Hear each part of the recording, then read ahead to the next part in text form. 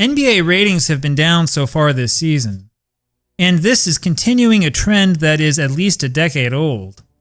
Now, I don't know about you guys, but I grew up watching the NBA. So I grew up in suburban Utah back in the 1990s, where the NBA was really the only sport that everybody watched. But you know, the funny thing is that even I don't watch that many NBA games live these days. And anyway, so I decided to start looking into some of the reasons why. First off, you have to keep this thing in historical context. This is not the first time that the NBA has struggled with television ratings. As some of you might even remember, ratings were so bad that a few games of the NBA Finals were shown on tape delay back in the late 1970s and early 1980s. What fans of the sport seem to have forgotten is that those tape delay broadcasts actually extended into the Magic and Bird era. The tape delay trend didn't really end until the 1984 Lakers-Celtics Finals. Well, in other words, things really could be a lot worse. I mean, at least we can watch the games live these days, but that doesn't mean that there aren't problems. In fact, though the NBA is making a lot of money off of its current TV deal, there are some big problems with it. Well, one problem these days is that people are cutting the cord all over the place. This includes my family, by the way. We don't have any cable television service.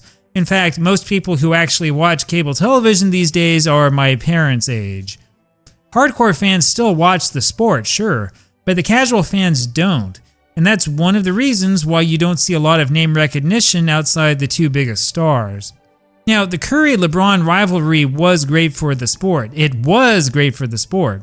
But these guys aren't getting any younger, and the NBA really needs to come up with some big stars to fill their shoes. Now, there are some great young players in the league. I mean, there's guys like Wemby.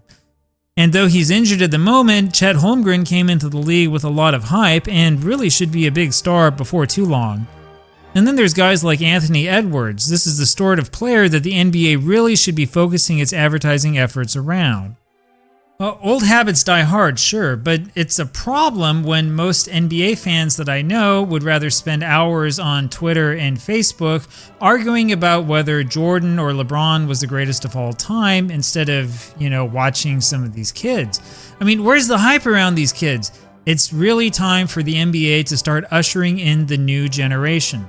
Well, in a recent podcast, Shaq brought up another really good point.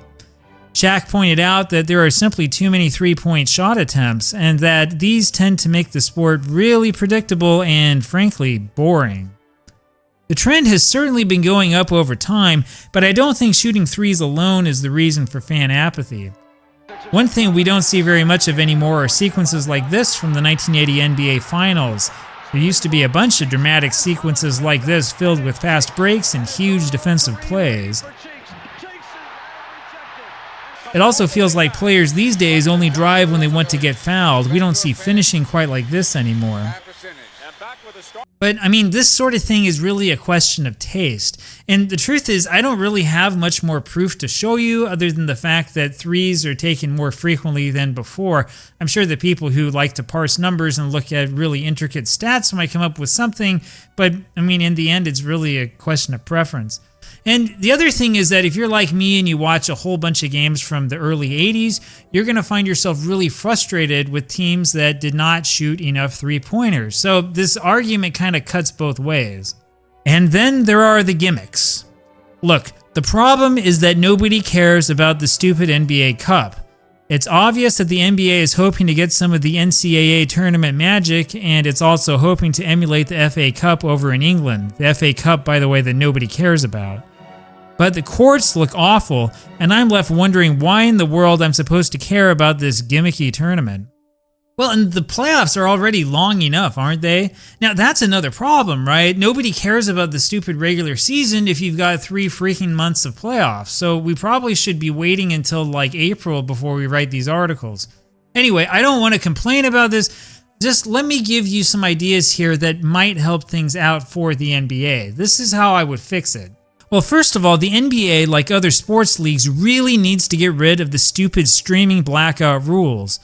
Instead of charging both advertisers and customers, the NBA should treat broadcasts as a form of advertising and try to get as many people watching them as it possibly can. Well, that's easier said than done, sure. But the truth is that a lot of potential NBA customers, a lot of fans are pirating NBA streams. And piracy is not just going to disappear. In fact, if anything, it's growing. The only way to get out in front of the piracy issue will be to offer a more compelling product to those fans.